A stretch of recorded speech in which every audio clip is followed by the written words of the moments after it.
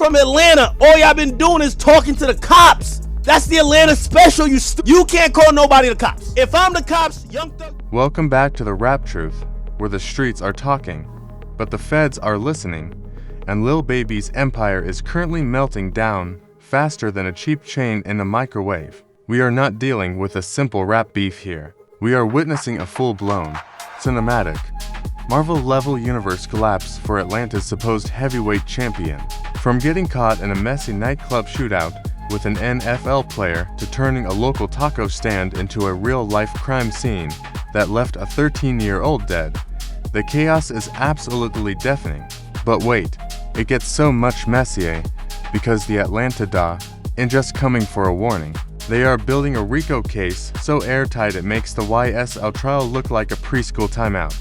Now, picture this. Your right-hand man is on probation, yet he takes to social media to publicly dox and attack the very undercover detective building the case against your entire crew. Yes, Young Thug really just played Russian roulette with his own freedom to defend the brand, cementing their new Bonnie and Clyde status as they allegedly pack up and flee to Miami.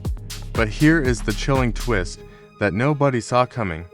The wiretaps are already playing in court, and they allegedly mentioned Dominique Jones putting literal tickets on people's heads. Is this the final nail in the coffin? Or just the opening scene of the most explosive hip-hop indictment in history? Let's rewind to the glittering, chaotic aftermath of the Super Bowl, where the illusion of untouchable celebrity status shattered into a million pieces.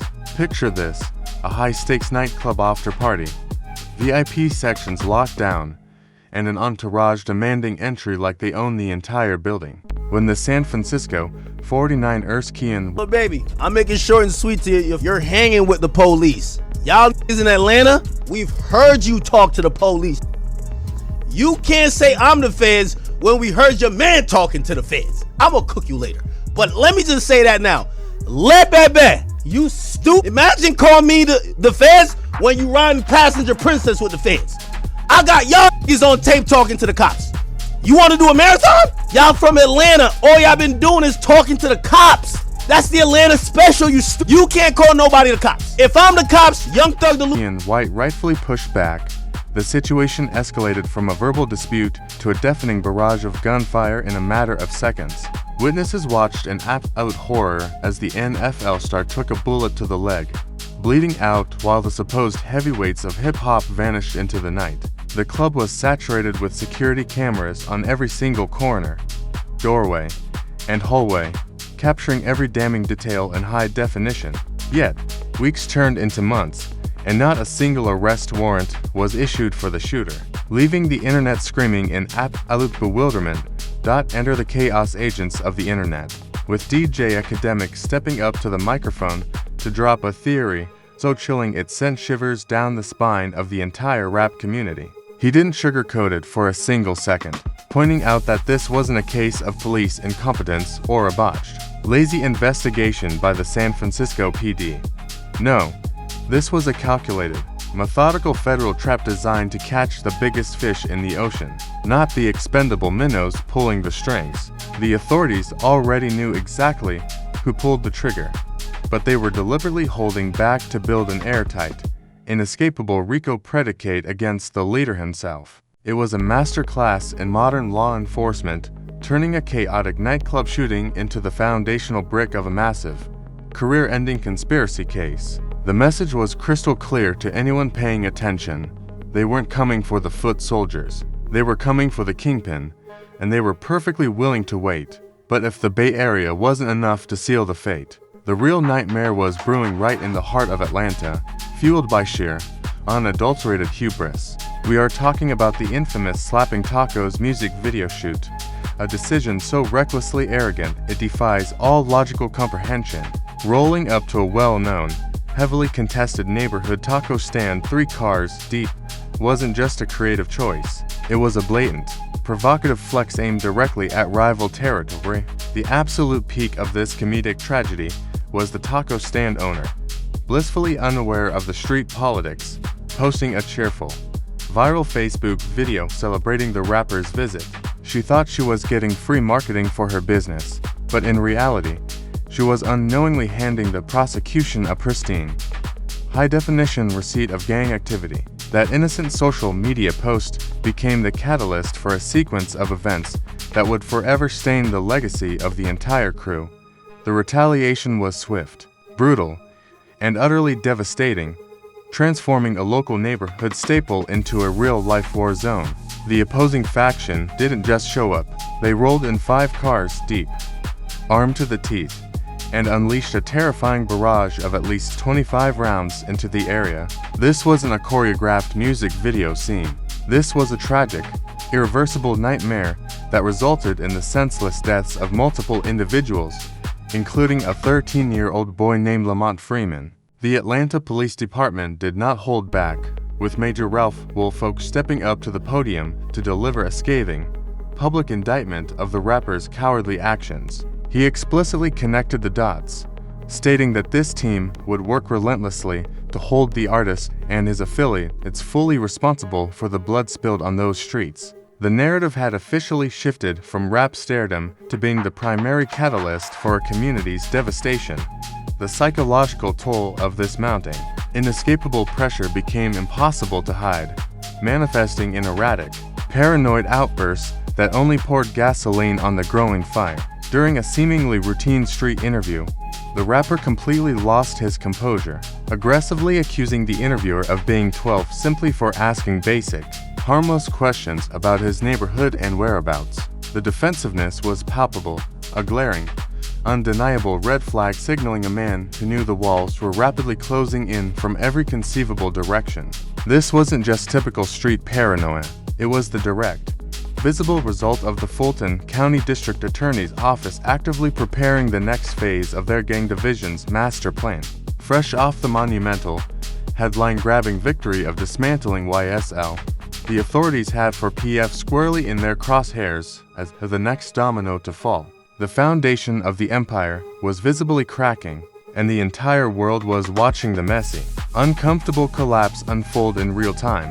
The internet absolutely lost its collective mind when the official paperwork dropped, revealing that For Pockets Full was being unceremoniously dissolved to dodge federal street team designations. It was the ultimate corporate rebrand disguised as a street retirement, playing out exactly like a desperate Kardashian trying to scrub a massive scandal from their Wikipedia page before the tell-all documentary drops. Fans were flooding the comments with relentless memes of Lil Baby frantically shredding paperwork, pointing out the hilarious contradiction of a supposed hardcore gangster suddenly caring so much about corporate liability. The sheer, unfiltered panic radiating from the camp was palpable, transforming a highly calculated legal maneuver into a viral spectacle of a captain blatantly abandoning a sinking ship.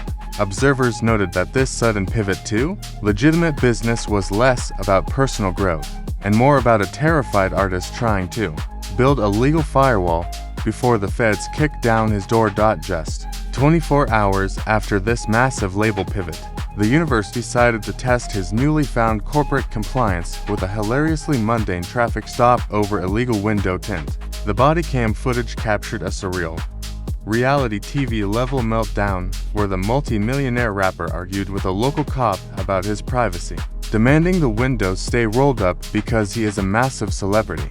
It was giving major WWE backstage diva energy, complete with the entitled, whiny frustration of someone who genuinely believes their fame exempts them from basic municipal traffic laws. The internet immediately turned the clip into a goldmine of mockery, sharply contrasting his tough guy discography with a grown man throwing a literal tantrum over a piece of dark plastic. Commentators ruthlessly pointed out that true street credibility doesn't require arguing with a police officer over a tinted window while the whole world watches on a body cam. But the traffic stop was just a cute little appetizer compared to the main course of absolute devastation served up in the Fulton County courtroom.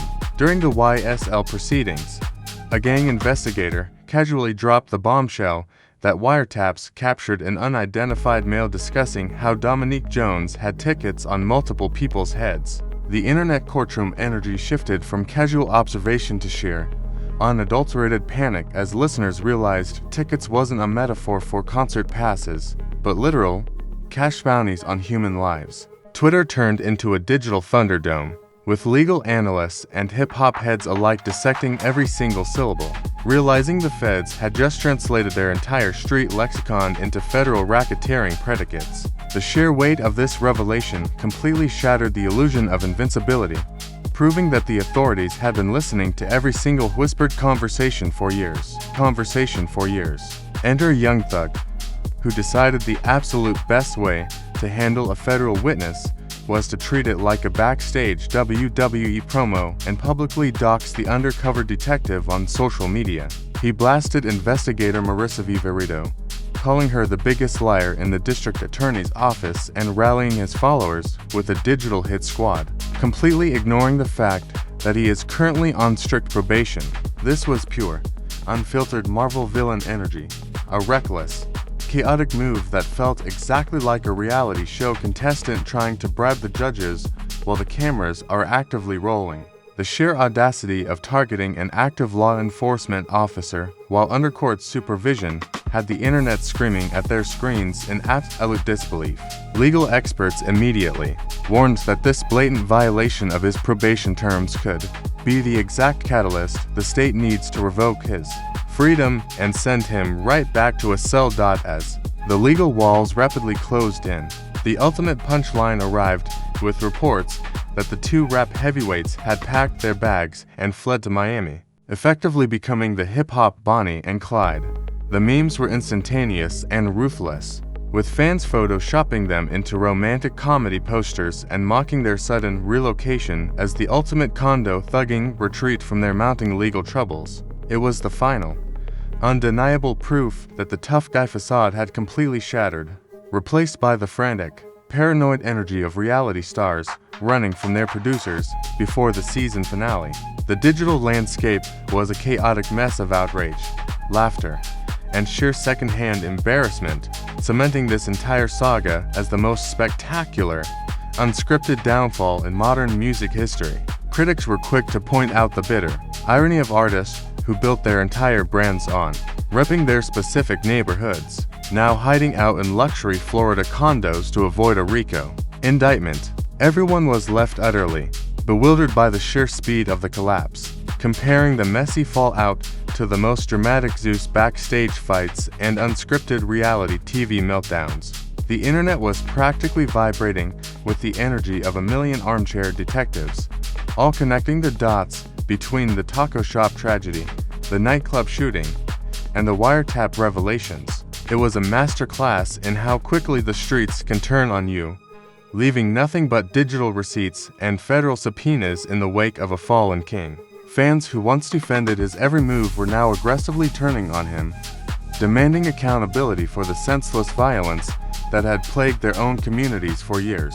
The narrative had officially shifted from a tale of rap supremacy to a tragic, cautionary tale of hubris, proving that no amount of platinum records can shield you from the ultimate consequences of the life you chose to glorify. The emotional fallout from this spectacular implosion has left the Atlanta rap community completely fractured, emotionally exhausted, and deeply divided over the future of the entire culture. Fans who once worshipped at the altar of Four Pockets Full are now aggressively deleting their merch, feeling utterly betrayed by a leader who chose luxury Miami condos over unwavering community loyalty. The psychological toll on Lil Baby is visibly bleeding through his increasingly erratic public behavior, transforming the once confident, untouchable hitmaker into a paranoid, isolated shadow of his former self. It is a tragic, Shakespearean downfall where the very streets he claimed to represent are now actively demanding his head on a silver platter. The reputation damage is so catastrophic and deeply personal that no amount of platinum plaques, charitable donations, or viral TikTok dances could ever scrub the permanent stain of being labeled a catalyst for a child's tragic death.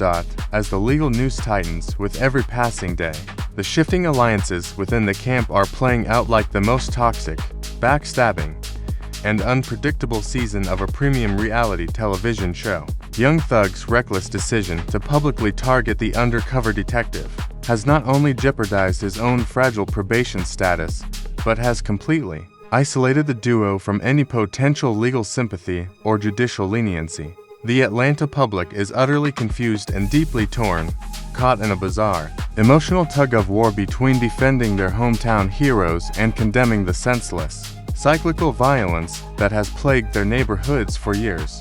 The traditional street code of silence is rapidly disintegrating under the crushing, inescapable weight of federal subpoenas, leaving everyone wondering who will eventually break first and sing. It is a masterclass in modern paranoia, where every handshake could be a federal setup and every studio session might be secretly recorded by the very people they are desperately hiding from. The devastating, long-term consequences of this RICO investigation now extending far beyond the courtroom walls, severely crippling the future impact and financial viability of his entire musical empire. Major record labels are quietly distancing themselves. Corporate sponsors are aggressively ghosting his management team, and the once lucrative 4PF brand is rapidly deteriorating into a toxic, radioactive liability that nobody in the industry wants to touch.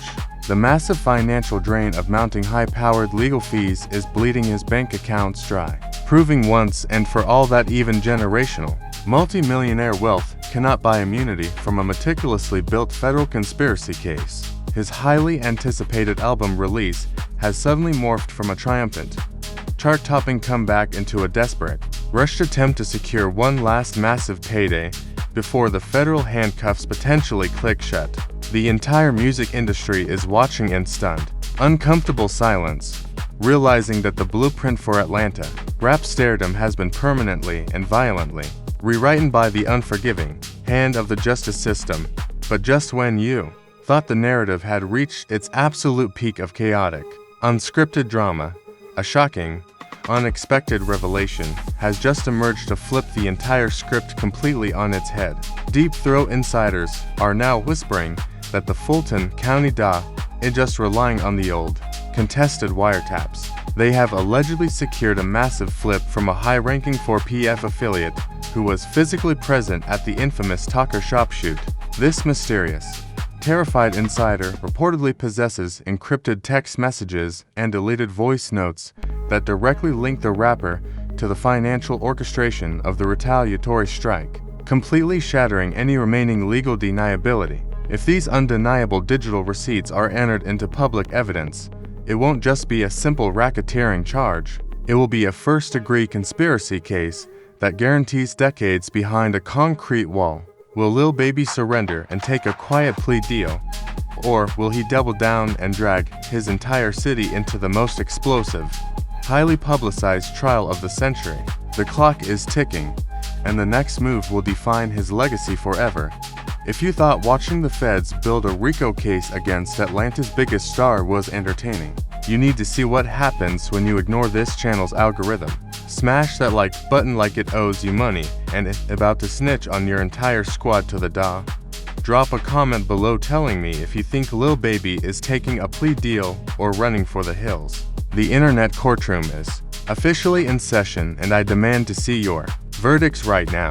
Make sure you subscribe to the Rap Truth right now so you don't get caught lacking when the next massive hip-hop indictment drops and the streets start flipping on each other.